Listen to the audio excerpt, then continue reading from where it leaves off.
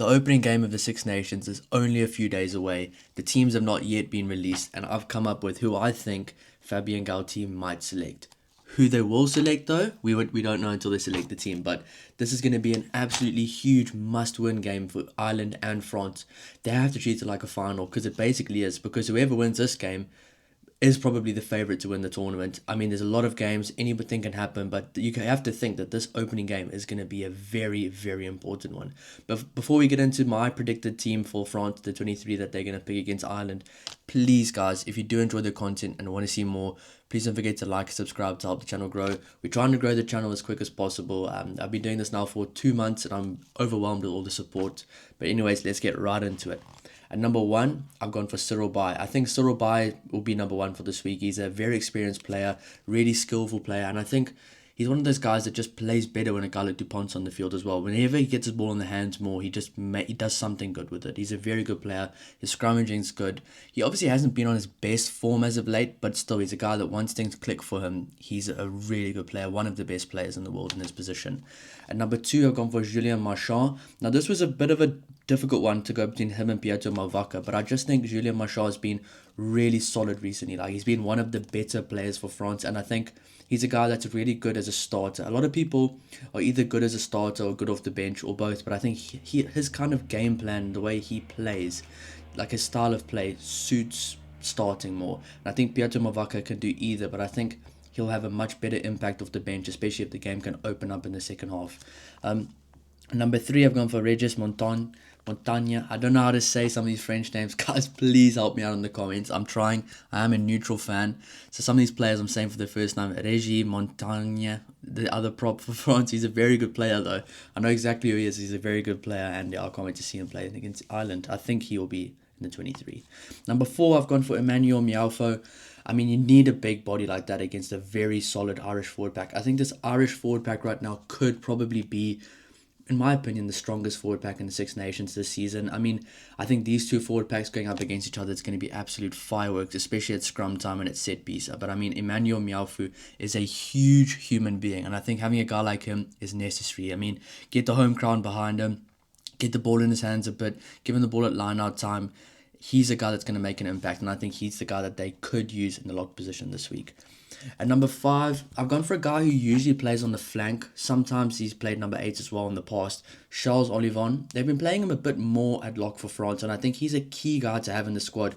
Toulon's captain. He's captained France before. He's a leader in the squad. He's been there. He's one of the better players, one of the more experienced players. So I think Charles Olivon alongside Emmanuel Mialfo in the locks for France this week. I know Thibaut Flaumet is not playing. I think something to do with the birth of his child. I think that's what's happening. I think he's not available from what I've read. So just from those reports, I've gone for Charles Olivon at 5. And I think if he has a big game, he'll be stuck there. He'll stay at number 5. I do like him on the flank, but France have some really talented loose forwards right now. So this is why I don't think he's going to play on the flank. I think he's going to play at the lock because he's a very mobile person. He's an athlete. He's fast. He's good at ball in hand.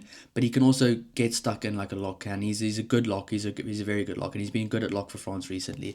At number 6, I've gone for a guy who's one of the French favourites, Francois Cross. I know for my rankings video for flank, a lot of people were saying they wanted him to be high on the list, and I think he will be high on the list after the season. He's a phenomenal player, and he's a guy that other countries probably don't talk about enough, and I was probably guilty of that, but Francois Cross is a really good player for France, and I think they need a guy like him in the loose forwards. At number 7, I've gone for Paul Baudehent. I think he is also just coming through and making a big impact in the squad and in French rugby. He is an absolute beast of a human being. He is so solid. He has a massive work rate, massive engine, and I think France could use forwards like Francois Cross and Paul Baudehent going forward. To end off the loose forwards, I've gone for a guy that I think gets the nod here, especially since Dupont's playing, Anthony Gelange. These guys have been playing together for a long time. I think having a guy that knows them, that play together almost like a combination, an 8-down combination is very important in a game. I mean, if you think how many important moments there are in a game where that communication's got to be on point, people have to understand each other, and I think Dupont and Anthony Gelange really get each other in that department. Obviously, I think Anthony Gelange would have been playing a different position in the loose forwards if it weren't for Francois Cross and Paul Baudehent. I think those two are just, they've played their way in the squad, and they kind of have to make things happen around them. That's why I think Charles Olivon will move to the lock.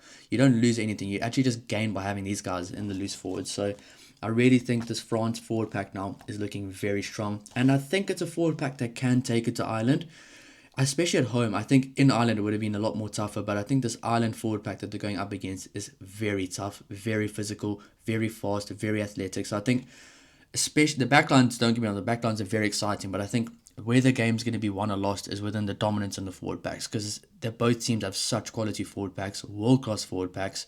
But I will say I think that France might just have a bit more depth on the bench. I mean, in the second half, it just depends what can happen. Ireland really has to hang in there, because I think as much as Ireland has some inexperienced players, I think France just have a bit more experience on the bench, a bit more. I just think France can hang in there a bit longer, but this Ireland forward pack is no joke. And I mean, I think this is going to be the forward pack that France might choose to try to take on that Ireland forward pack, because that Ireland forward pack right now just looks scary for the Six Nations. At number 9, captain, one of the best players in the world, Antoine Dupont. No doubt about that. He will be the number 9. At number 10, I've gone for Mathieu Jalibert, and I think it's about time that these two get time next to each other, because they are the two best players probably in the France team right now. Obviously Louis Bielbarré, but I think Jalibert needs more games time next to Dupont. I mean, in the 2023 World Cup, yes, France lost to South Africa, but if you think about that game, France were actually dominating South Africa for most of that game and looking really dangerous, much more dangerous than South Africa was. And it was because these two were just working so well together. So I don't know why they haven't done it more in the past. And I think these two together are really good. And I think you have to play the best players available and just give them game time together in tough situations, really high pressure environments like this. And I think it could work out and things can start to click. I do think Romain Ntamack's a great player, a really good player, but I think Jalibert right now has just taken it to a completely other level. I mean, he has been absolutely phenomenal. At number 12, I've gone for Yoram Mofana. I think he's been really good for Bordeaux every time he's played. I think he's a guy that he just stepped it up in the last few years, the last few months, and I think he deserves a number 12 spot. At number 13, I've gone for Pierre-Louis Barassi. I think he's also made his mark in the team now. He's been very good at club level, and I think he's a guy next to Yoram Mofana. Those guys need to get comfortable with each other, because I think in this game, Ireland might have a bit more of a settled centre pairing, potentially, but I think these two are really good players, and like for other combinations in the team, when things start to click, because there are a lot of different combinations in this France team compared to what we've seen in the last few years. If things start to click, then it can really be dangerous for whoever they're playing against. Number 11, I've gone for Louis Bielbarré. I think he is probably one of the best players in the world right now. It's a bit of a no-brainer to have him there, and I think he's a guy that's going to probably be the top point scorer in the Six Nations without a doubt, and he's a guy I'm really excited to see. He just goes about it with a really good attitude, and he's one of those superstar players that I don't even know if he knows he's a superstar player, but he plays like one and he's phenomenal. At number 14, I've gone for Theo Atesegbe. Please, guys, help me in the comments with the pronunciations for the France players. I'm trying to get good at it. I'm trying. There's other videos where I've tried. People have commented and I'm trying. So Theo Atesegbe, yes, you guys know who I'm talking about. I think he definitely will be the other wing. He's a young guy. He's so good. Every time he plays with club rugby, he's just doing something spectacular. And he's a guy that gives me similar vibes to Louis Bielbarré. I think those two together, really young, on-form wings, let them go. And I promise you they won't disappoint the France fans. They are really good. So I think he's a guy that can live up to the hype at international level. And I think he will get a chance. He was good at under-20. He's good at club level. Give him a chance now against the big guys, Ireland, in the Six Nations in a must-win game. And I think he will honestly pass with flying colours. Number 15, Thomas Ramos, one of the best fullbacks in the world, one of the best rugby players in the world, probably the best boot in world rugby right now, probably the best kicker in world rugby. I mean, he's been like that for years now. My dad and I just have a joke that every time Ramos kicks, he's just not going to miss. So when he actually does miss, it surprises you more than when he just makes a hard kick, because he's such a good player, such a good kicker. And I think he's one of those guys that people look at him for his kicking, but there's other things he does around the park, his subtle skill sets, the way he can volley kicks through, just everything he does, his whole skill set, his whole bag of skills, he's so phenomenal, and I think he's going to be really key in this game. But obviously, he's a guy that needs to be settled early on. Dupont, Jalibert, and Ramos need to get settled early together as a combination, because for people that don't know, a 9, 10, and 15 almost work as a collective. Yes, people say a 9, 10 combination is very important, but a 9, 10, and a 15, because a 15 can sometimes slot in at first receiver, and a 15 is almost like a second fly-off in a team sometimes, especially the role he plays. So it's going to be very important that those three click in their position, because I think if they do, it's going to be trouble for Ireland. At number 16, I've gone for Piato Mavaka. I think they're going to select him there. Very good player off the bench. He really makes a big impact every time he comes on. And he's one of those guys, once he plays alongside Anton Dupont, they almost play like a little combination together around the ruck. They're really good at getting around the corner, playing around the fringes. And I think that's a combination that Ireland should be careful for when he comes on.